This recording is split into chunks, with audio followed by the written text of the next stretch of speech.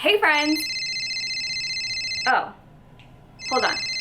Hello? Hey girl, what are you doing? Don't you know it's Summerween? What do you mean it's Summerween? Summerween. It's Summerween already? You forgot. Wait, but I'm not ready. It's already started. You're late. Hold on. Did you guys hear? It's Summerween!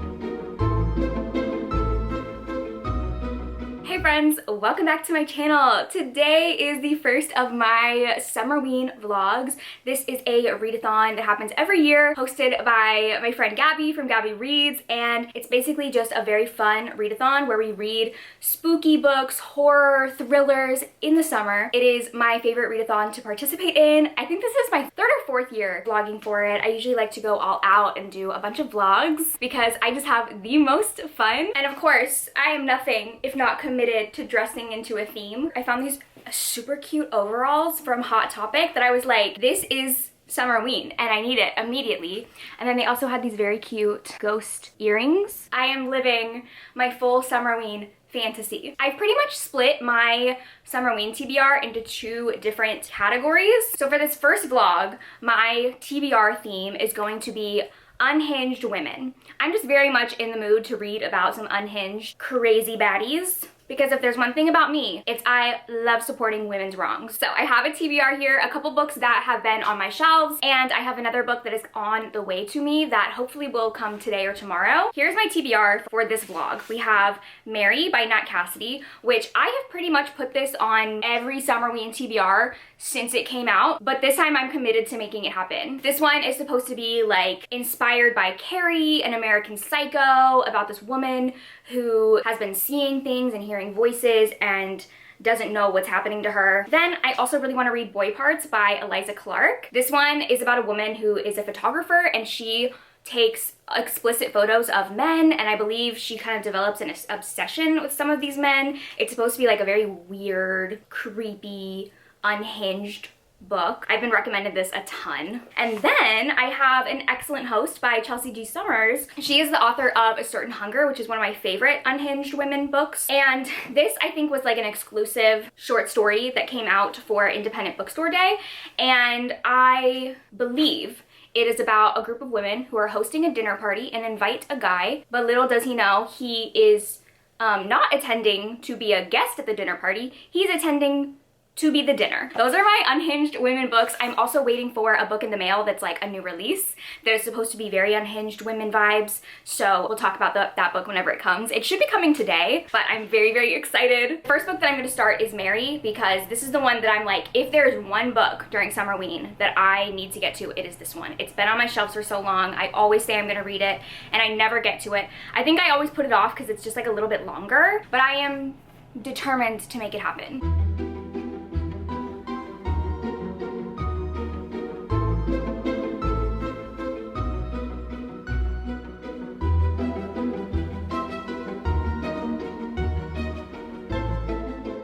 Okay, I have read the first like 30 pages now of Mary, and it's very interesting so far. It starts off very creepy, like immediately creepy vibes. It starts off in 1969. The very first sentence is, there's a corpse in the bathtub, and it's following this detective who is in this mansion where there's tons of dead bodies, and they're tracking down a serial killer who just committed like a really big murder. In the bathroom, in the tub, there's a woman dead with a pillowcase over her head.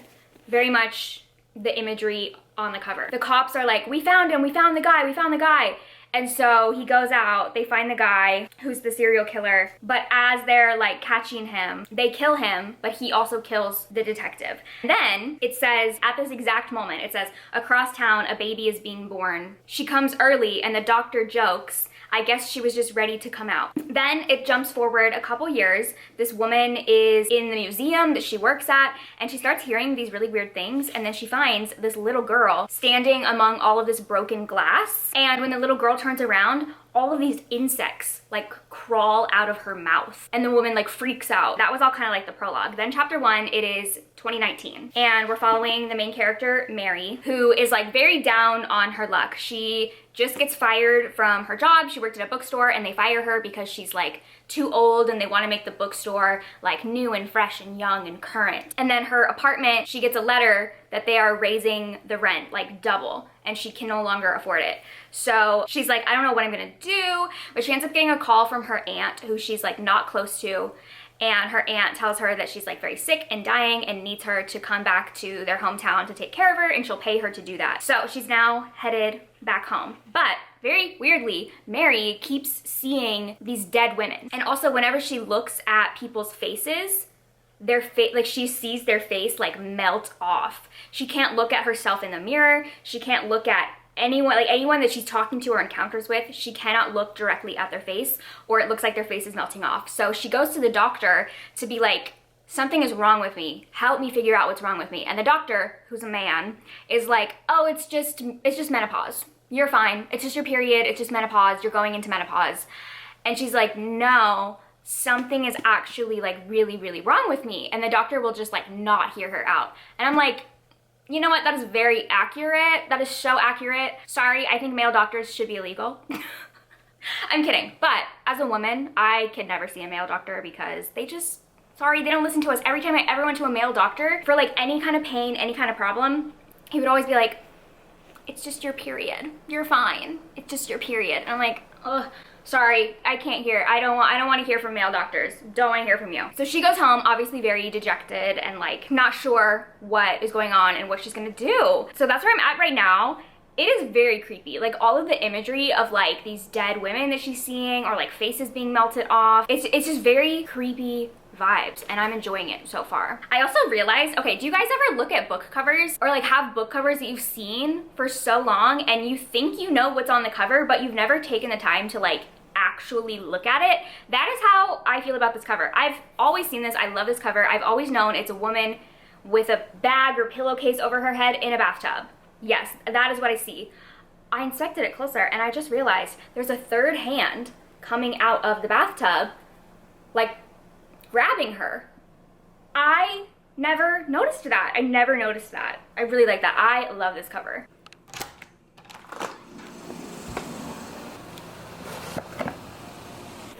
I got it. Okay, so this is the package that I was waiting for. You wanna see what's in it? You wanna help me open it? See what's in it? Oh my god, I'm so excited for this book. All right, it is The Eyes Are the Best Part by Monica Kim. Oh my god, I'm so excited. I'm so excited. What?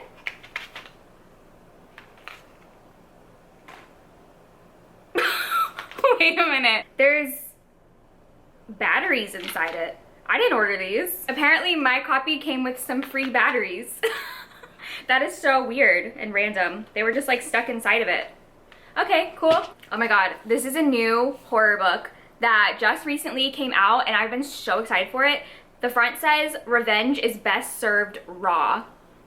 Oh my god, and this cover is so freaky. It says, it is crying in H Mart meets my sister the serial killer in this feminist psychological horror about the making of a serial killer from a Korean American perspective. Oh my god, that just sounds amazing. That sounds amazing. Oh my god, I'm so excited. So I will also be reading this book in this vlog. I cannot wait. I've been seeing like amazing reviews for this. I just have a feeling it's gonna be so good. So to update you guys on Mary, I'm now like 100 pages into it.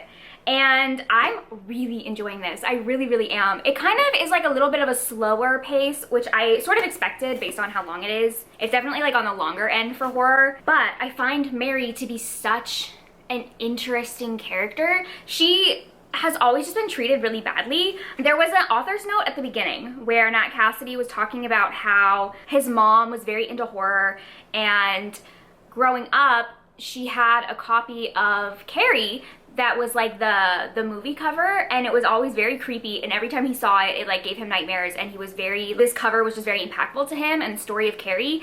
And the inspiration for this book was kind of like, what if Carrie didn't have superpowers and the prom incident didn't happen, but like the effects on a woman who was very badly like bullied as a kid and by like everyone around her, what she would be like when she was grown up. That's kind of like the inspiration to it. So Mary was bullied a lot when she was a kid. She was also an orphan. Her parents died in a fire and she was raised by her aunt, who she doesn't have a good relationship with. She's kind of been like cast away in society. She's just like overall not treated very well. And so because of that, she has created relationships with these little creepy figurines that she has. She calls them her family, and she talks to them and they talk back to her. So the part that I'm at right now, she is now moved into her aunt's house and is like taking care of her. And like the more that she's been in her hometown, the more she keeps seeing these dead women. And she realizes that the women that she is seeing are actual victims of a serial killer from this town. So she has some sort of connection to him. Yeah, I'm really enjoying it so far. Like the writing is really great. I find Mary to be a very interesting character, which is a good thing because I think most of this horror is like being in Mary's mind and just following her as a character, which tends to be like the kind of horror that I love, the ones that are very much like character development, character studies, more psychological. And even though it is long and kind of slower paced, I am reading it very quickly. Like it's kind of hard to put down. I'm now exactly halfway into this book. Actually, maybe a little over halfway. I don't know, I'm 200 pages in. So much has happened. I thought that I knew what was going on, and then things just happened, and now I'm like, 2 plus 2 is 4, and 5 plus 5 is 10. What the hell is going on here? Now I have no idea. I will say and give a very big trigger warning in this book for dog death. There was a very graphic, very gory scene involving a dog death that like greatly upset me to the point where I wait, the way he came in frame just now, I had to cuddle Loki for a very long time because I felt very upset.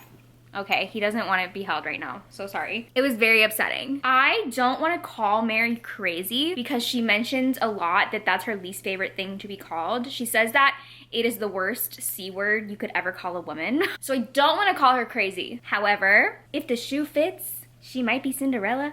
You know, sometimes it is correct. So yeah, those are my updates right now, halfway in. No clue what's going on now. Mary is justice for Chipotle, the dog. Good morning, everyone. Or I guess good morning to just me. I finished Mary this morning and I really love this. I'm going back and forth on if I want to give it 5 stars or if it's a 4.5. The reason why it would be a 4.5 over a 5-star is that towards the end, I did think it was getting a little long and I was like, okay, I'm really enjoying this, but let's wrap it up. But I just loved it. I loved everything about it. I loved Mary as a character. I loved the conversations around women and how society kind of discards women once they reach a certain age. It got very unhinged. The directions that it went, I didn't really see coming, but I loved it. I loved every second of this book. There was never a moment where I was like not sat and enjoying it. I don't know, I'm gonna have to think on it. My heart is telling me 5 stars, but it was a little bit long, so it wasn't like perfect for me. I will say I was very interested in the afterword. He wrote just like a little essay at the end about if it is a man's place to write a book about menopause. And I found his analysis at the end, or his thought process into why he wrote the story, to be very interesting. It is a spoiler, so definitely don't read that until you finish the book. But I do think it lends a lot of insight into why he wrote this particular story and why I think it makes sense that he wrote it. I really enjoyed it. I don't know, I feel like Mary is just a character that I'm gonna be thinking about for a very long time. Like, I really think she's gonna stick with me. So this is such a win. Oh my god, my first read for SUMMERWEEN, and I loved it. Okay, so since this was such a long book, I am going to switch gears and do my shortest book. So I'm gonna read An Excellent Host by Chelsea G. Summers. This one is like 63 pages, so I will be able to knock this out very quickly. Also, the font in here is like gigantic, and I'm very excited to read this. She's the author of one of my favorite books, A Certain Hunger, and just like, oh, her covers, offensive how beautiful they are. So this one says that it is modern dating goes wildly awry as ancient gods prepare to receive their due in this tantalizing update to Greek myth. I'm very excited.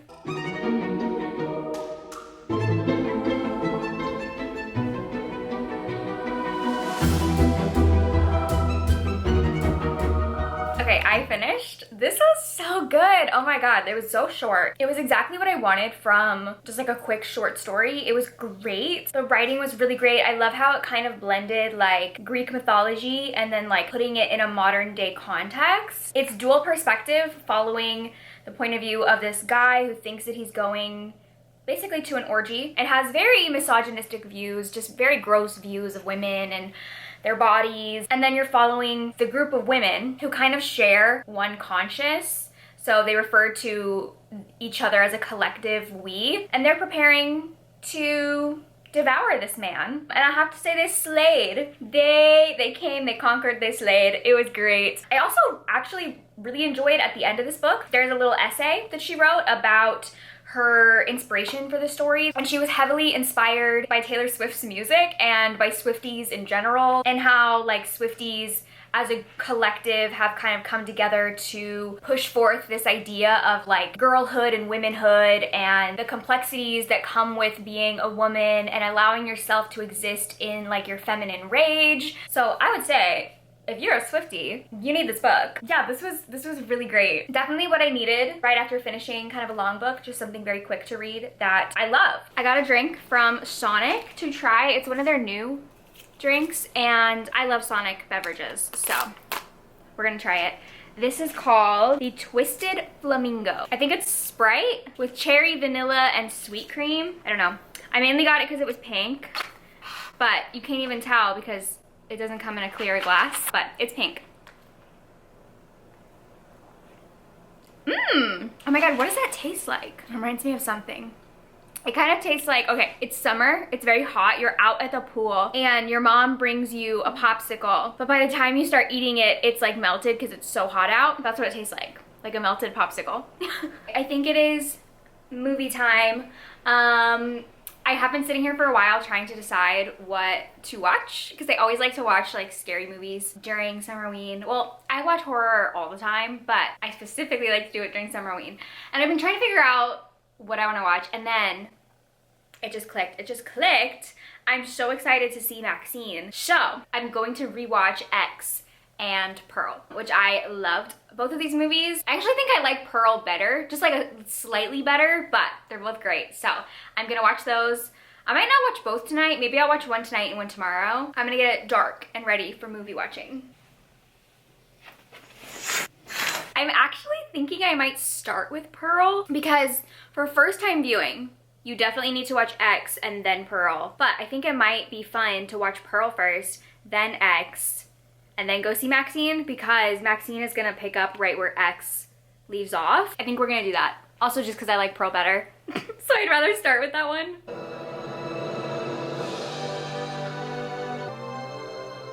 A star.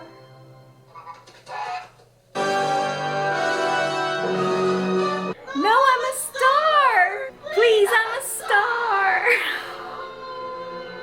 Okay, I just got done filming a video for my Patreon that was like my monthly non-bookish favorites. So a lot of my favorite things I've been loving recently, but I wanted to share this thing because this has been my favorite lip product. I want to say I got it like last fall, and I wear it in almost every video that I film, and I always get comments of people being like, what is that? I don't know if I've ever shared it on here, but it is the Tarte Maracuja Juicy Lip, and it's in the shade Hibiscus, and it just looks so juicy. It is juicy. So that's one favorite that I have that's like a always favorite, not just this month. But if you would like to see my other favorites, you can check them out on Patreon. And just an FYI, when you join Patreon, you can watch the entire backlog of all of the exclusive videos that I put on there. I have like over 50 videos in there of like so many different topics. Reading vlogs, more like lifestyle vlogs. I have like a whole series on there called Books with a Buzz where I get buzzed and do random bookish things. That's always a fun time. So I would love to have you join me over there. If not, that's fine. I love you guys here too. It is day 3 now of Summerween, and this morning I started The Eyes Are the Best Part by Monica Kim. I was intending only to read like a little bit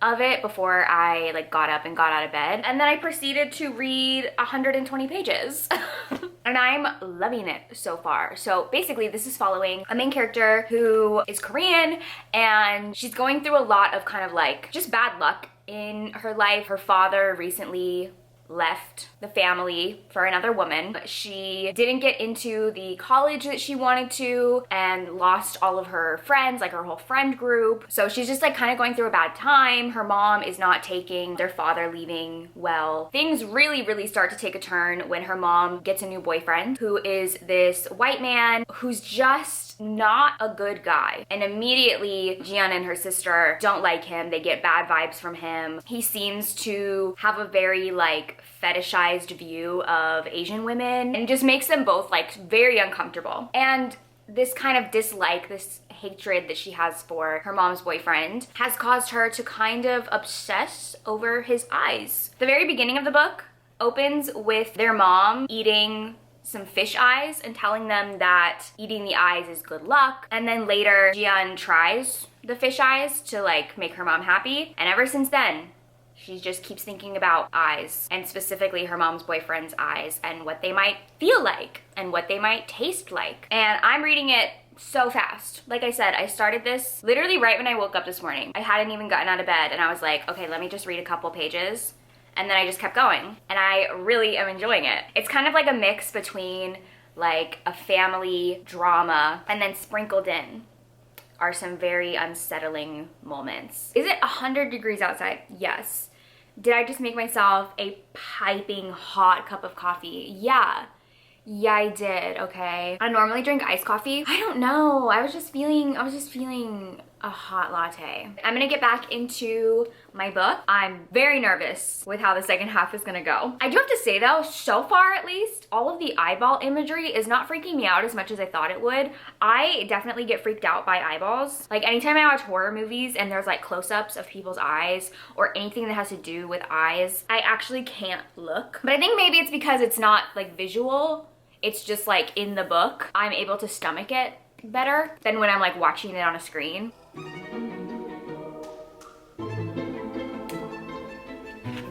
Oh my god. Oh my god. That was so good. I think this might be 5 stars. Yeah, I'm confident. This is 5 stars.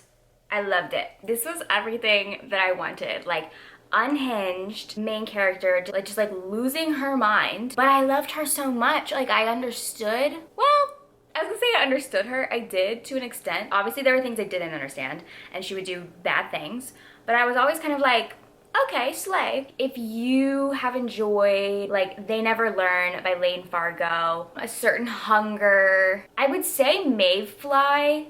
However, I didn't like Mayfly. I actually give that 1 star, but I think this was what I wanted Mayfly to be. I felt like Mayfly was trying too hard to be what this book naturally did. This is 5 stars. Obsessed, loved it. I can't believe this is a debut. I'm so excited to read whatever Monica Kim writes next. This was everything that I wanted it to be. It's definitely like a slow burn of a book, but I pretty much read it in 1 sitting. I was captivated. I loved the direction that it went into. I loved the writing. I loved the slow descent into insanity. The conversations around the different ways that men manipulate and prey on women. Definitely recommend. 10 out of 10, 5 stars.